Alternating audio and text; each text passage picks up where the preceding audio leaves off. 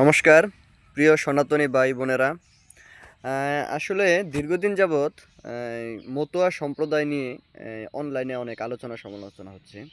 আসলে মতুয়া সম্প্রদায়ের একটা শ্রেণী দীর্ঘদিন যাবৎ তারা নিজেদেরকে বলতেছে যে তারা স্বতন্ত্র ধর্ম। আসলে স্বতন্ত্র ধর্ম বলতে কি, এই কথাটা কি মানে কোনো দিন কেউ শুনছে? বা মতুয়া সম্প্রদায় যারা এই ইন্ডিয়াতে যারা আছে তারা কি এই কথাটা কখনো বলছে?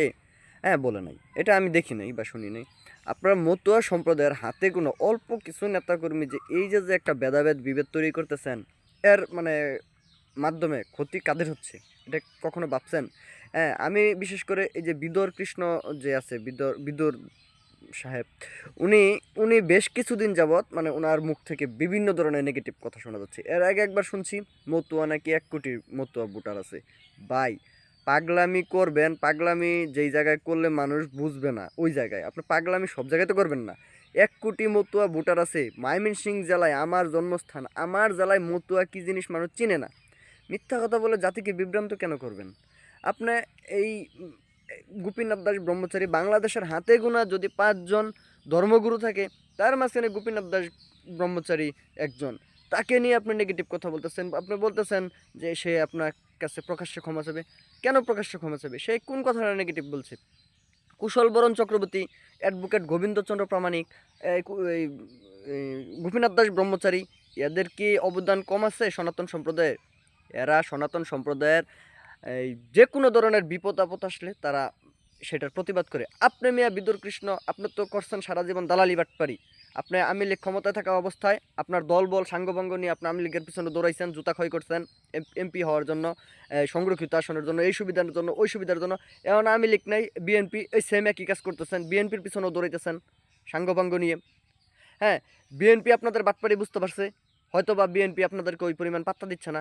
ওই সুবাদে আপনার হিন্দু সম্প্রদায়ের সাথে একটা বিভেদ তৈরি করার জন্য পায়তারা মানে উঠে পড়ে লাগছেন। ভাই, এইসব বাদ দেন। হিন্দু সম্প্রদায়ের মানুষের সাথে ভেদাভেদ বিভেদ তৈরি করা বাদ দেন। মতুয়া সম্প্রদায় আপনারা শ্রী শ্রী হরিচাঁদ গুরুচাঁদ ঠাকুরের নীতি নিয়ম মানেন, সেটা আমরা অ্যাপ্রিসিয়েট করি। আমরা আপনাদের এই বিষয়গুলো আমরা ধারণ করি। কিন্তু তার মানে তো এই না যে আপনি এই আরেকজনকে ইনসাল্ট করবেন। আপনি এই হরিচাঁদ ঠাকুরের যেই পুণ্যভূমি, সেইখান থেকে আপনি ত্রিশূল নামিয়ে সেইখানে আপনি এই মানে ত্রিশূলকে অপমান করবেন। হ্যাঁ, আপনার এই মতুয়া সম্প্রদায়ের মানুষকে আপনি স্বতন্ত্র ধর্ম দাবি করবেন। ভাই, স্বতন্ত্র ধর্ম কী জিনিস?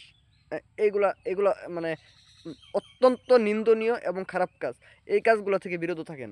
এইগুলা শোনেন, আমরা যখন গোপালগঞ্জে নির্বাচনে গেছিলাম না, আপনি বিদ্যুৎ সাহেব, আপনি গোবিন্দ দাকে ফোন দিয়ে বলছিলেন যে আমি জিলানির প্রোগ্রাম বয়কট করছি, জিলানির প্রোগ্রাম আমি বয়কট করছি।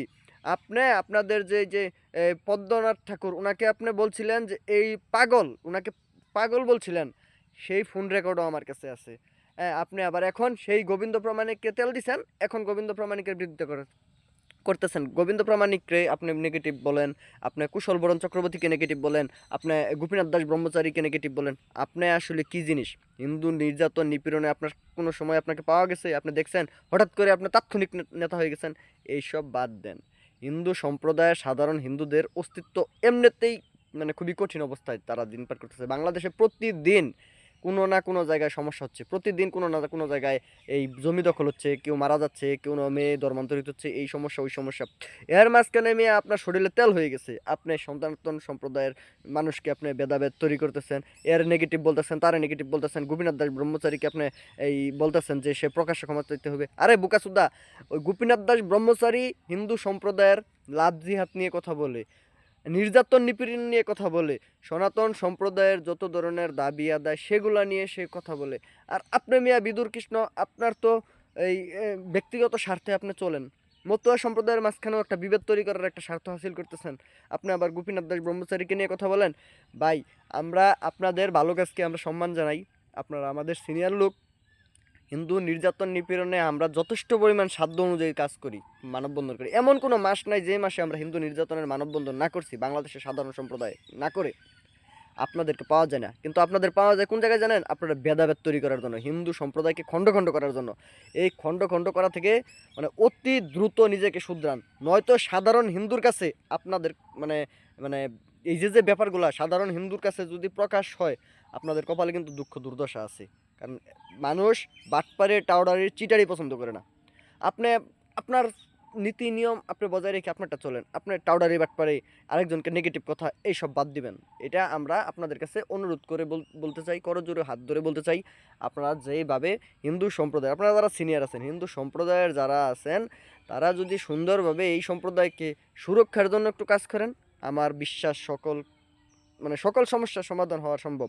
কিন্তু আপনারা নিজেরা যদি এরকম একজনের পিছনে আরেকজনে বাঁশ দিতেই থাকেন, তাইলে তো ভাই মুশকিল। এইগুলা থেকে একটু বিরত থাকবেন।